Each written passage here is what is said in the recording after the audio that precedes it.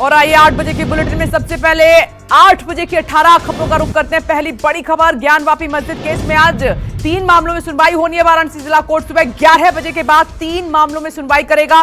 पहली सुनवाई नंदी के सामने की दीवार को तोड़ने और तालाब सफाई की मांग को लेकर होगी। दूसरी सुनवाई वजूखाने पर लगी सील खुलवाने को लेकर है और तीसरी सुनवाई योगी सरकार की तरफ से वजूखाना सील कर देने के बाद की स्थिति पर रिपोर्ट के लिए एडवोकेट कमिश्नर बहाल करने की मांग पर होगी रहेगी नजर। 8 बजे की दूसरी ब्रेकिंग न्यूज, महाराष्ट्र की सियासत अब औरंगजेब की एंट्री हो चुकी है। इसमें औरंगाबाद से औरंगजेब की कब्र को हटाने की मांग तेज हो चुकी है। बीजेपी और एमएनएस ने उद्धव सरकार से कब्र हटाने की मांग की है और वहीं औरंगजेब की कब्र हटाने की मांग पर शिवसेना ने पलटवार कर दिया है। शिवसेना ने कहा कि जब फडणवीस सत्ता में थे तब औरंगजेब की याद क्यों नहीं आई। बता दें कि औरंगाबाद के दौरे के दौरान एआईएमआईएम नेता अकबरुद्दीन ने औरंगजेब की कब्र पर फतिया पढ़ा था।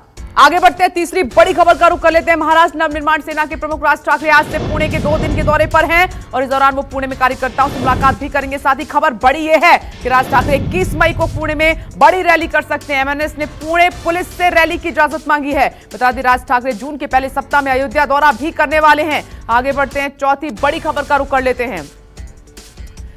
राजद्रोह मामले में राणा दंपति की पेशी है। मुंबई की विशेष अदालत में आज होना है पेश और हनुमान चालीसा पढ़ने की घोषणा पर राजद्रोह के मामले में उनको तलब किया गया है। वहीं मुंबई पुलिस ने राणा दंपति की जमानत याचिका खारिज करने की मांग की है। मुंबई पुलिस का बड़ा आरोपी है राणा दंपति पर कि पिछले हफ्ते विशेष अदालत की ओर से मंजूर जमानत की शर्तों का राणा दंपति ने उल्लंघन किया है। अब 5वीं बड़ी खबर का रुख कर लेते हैं। राणा दंपति के फ्लैट में अवैध निर्माण को लेकर एक्शन में है बीएमसी। आज अधिकारी एक बार फिर सांसद नवनीत राणा के मुंबई में खार वाले घर पर जा सकते हैं और उसके पहले बीएमसी की तरफ से राणा दंपति को घर में अवैध निर्माण को लेकर कारण बताओ नोटिस जारी किया गया था। इस नोटिस का राणा दंपति को 7 दिन के अंदर जवाब देना था।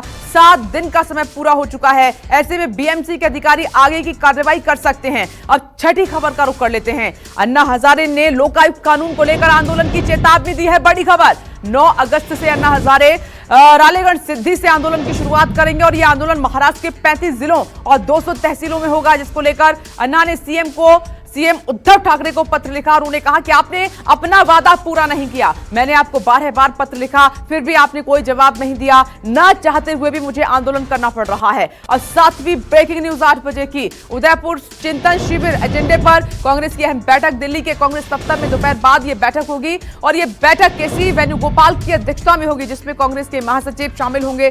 इससे पहले कल भी उदयपुर चिंतन शिविर में लिए गए फैसलों को लेकर प्रक्रिया लगातार जारी है। दिल्ली में बैठक के द्वारा 1 घंटे हुई महासचिवों की बैठक में नव संकल्प को लागू करने कर लेकर चर्चा हुई है कि नव संकल्प को कैसे लागू किया जाए। आगे बढ़ते हैं, एक और ब्रेकिंग न्यूज का जल्दी से रुख करते हैं। प्रशांत किशोर आज तेलंगाना के मुख्यमंत्री के चंद्रशेखर राव से मुलाकात कर सकते हैं। बड़ी खबर सूत्रों से यह है कि दोनों के बीच इस दौरान तेलंगाना में राजनीतिक स्थिति और रणनीतियों पर चर्चा हो सकती है। बता दें, माना यह जा रहा है कि कुछ दिन पहले ही प्रशांत किशोर ने राज्य में कराए सर्वे के बारे में केसीआर को जानकारी दी है और इसी सिलसिले में बात दोनों के बीच में हो सकती है। और 9वीं ब्रेकिंग न्यूज का रुख करते हैं।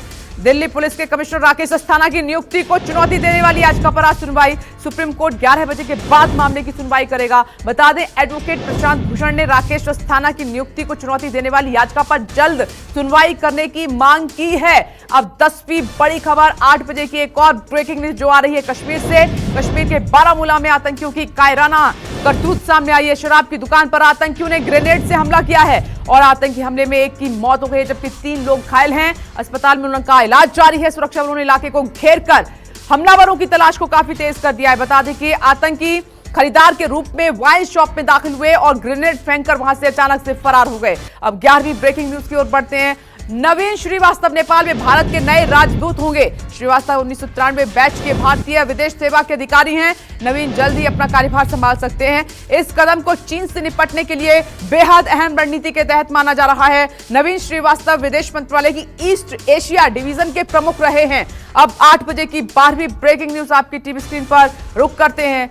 देखिए, दिल्ली में कोरोना की रफ्तार धीमी हुई है। पिछले 24 घंटों की बात करें तो दिल्ली में कोरोना के 393 नए केस सामने आए हैं। लेकिन चिंता की बात इसमें यह है कि कोरोना से 24 घंटे में 2 लोगों की जान भी चली गई है। दिल्ली में फिलहाल संक्रमण दर 3.35% बनी हुई है और दिल्ली में एक दिन में 709 लोगों ने कोरोना को मात दी है, ठीक होकर घर लौटे हैं। आगे बढ़ते हैं, 13वीं ब्रेकिंग न्यूज का रुख करते हैं।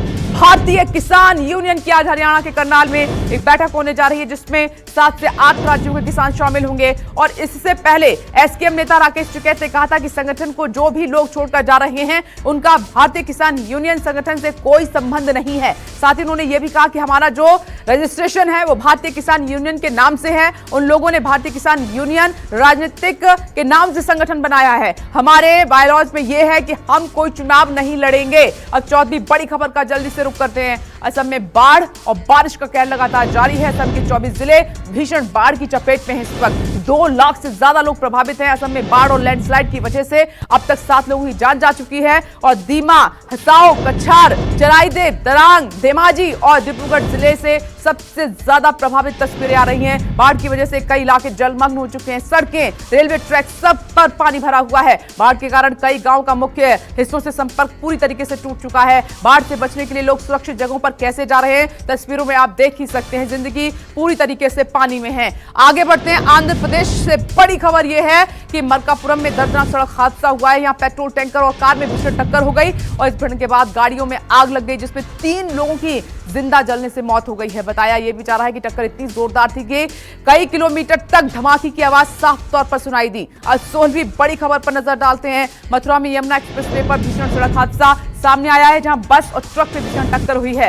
हादसे में 3 लोगों की मौत हो गई, जबकि 32 लोग घायल हुए हैं। घायलों को अस्पताल में भर्ती कराना पड़ा। कई घायलों की हालत बेहद नाजुक बनी हुई है। हादसा इतना जोरदार था कि ट्रक और बस के परखच्चे उड़ गए। बस मथुरा से नोएडा आ रही थी। हादसे की सूचना मिलते ही पुलिस मौके पर पहुंची है। अब 8 बजे की 17वीं ब्रेकिंग न्यूज गुजरात से। गुजरात एटीएस को बड़ी कामयाबी मिली है। एटीएस ने 1993 बम धमाकों के वांटेड दाऊद के 4 गुर्गों को गिरफ्तार किया है। 1993 के मुंबई बम धमाकों के बाद सभी विदेश भाग गए थे और फर्जी पासपोर्ट के जरिए अहमदाबाद आए थे। गिरफ्तार किए गए व्यक्तियों में अबू बकर यूसुफ भटाका, शोएब बाबा और सैयद कुरैशी शामिल हैं। अबू बकर यूसुफ भटाका, शोएब बाबा और सैयद कुरैशी ने सुरक्षा और खुफिया एजेंसियों को गुमराह करने के लिए अपना ठिकाना बदल लिया। उनके पासपोर्ट में लिखी सारी जानकारी नकली निकली है, फर्जी निकली है। अब 18वीं ब्रेकिंग न्यूज। दिल्ली पुलिस को नशीले पदार्थों के खिलाफ जंग में बड़ी सफलता मिली है। दिल्ली पुलिस ने 5 करोड़ की हेरोइन के साथ राजू नाम के शख्स को गिरफ्तार किया है। नशे की इस खेप को दिल्ली के कई इलाकों में सप्लाई किया जाना था। पकड़ा गया आरोपी झारखंड से लेकर दिल्ली तक ड्रग्स की सप्लाई किया करता था और पुलिस ड्रग्स तस्कर से पूछताछ कर रही है। गिरोह के बाकी के सदस्य जो हैं उनके बारे में पता लगाने की कोशिश की जा रही है। तो ये है 8 बजे की 18वीं ब्रेकिंग न्यूज।